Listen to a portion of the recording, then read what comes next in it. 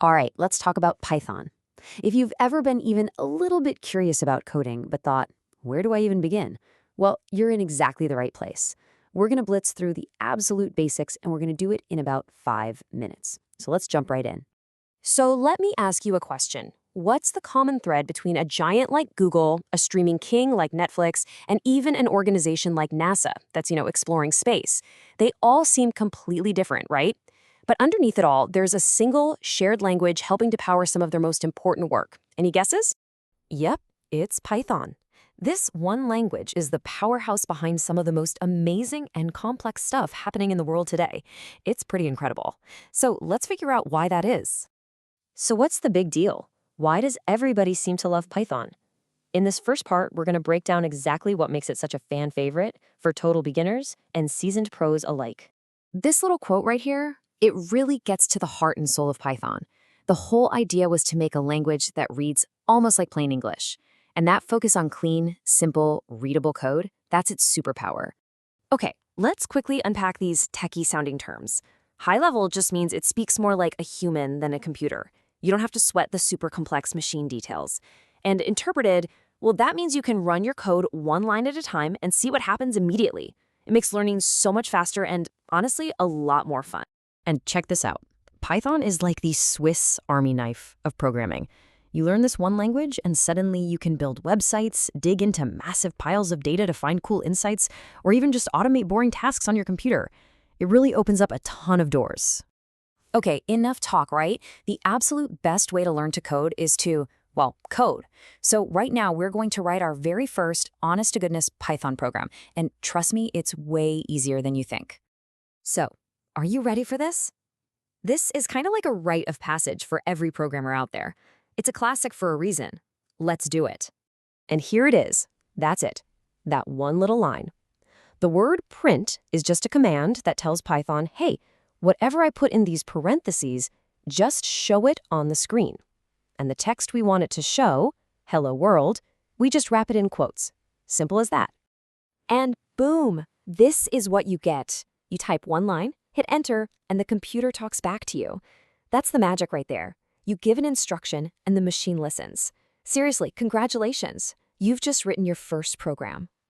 Now, just like any language, Python has a few grammar rules. They're super important, but also super simple.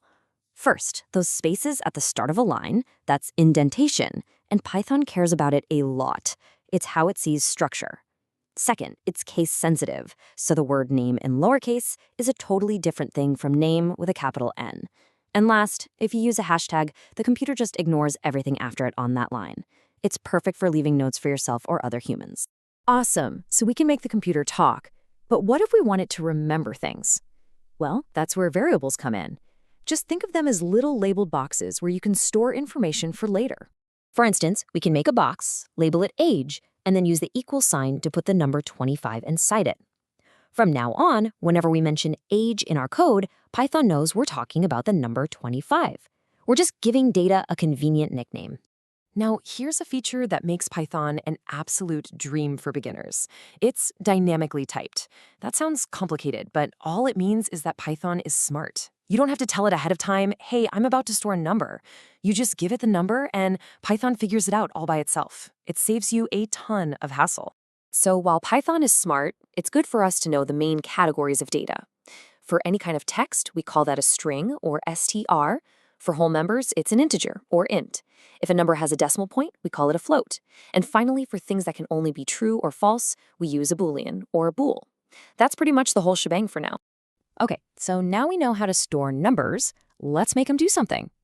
Turns out, Python is also a ridiculously powerful calculator, and doing math is super intuitive.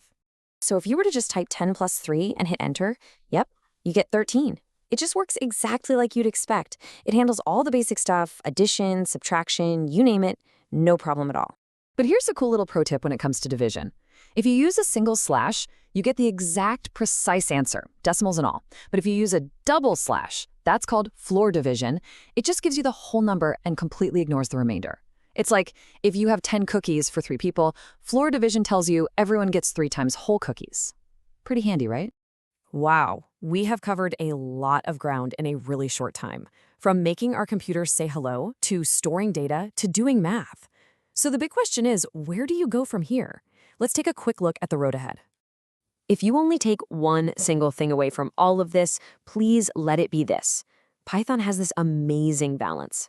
It's simple enough that you can get started with it today, but it is so powerful that professionals are using it to solve some of the world's toughest problems. The skills you're starting to build right now can literally take you anywhere you want to go.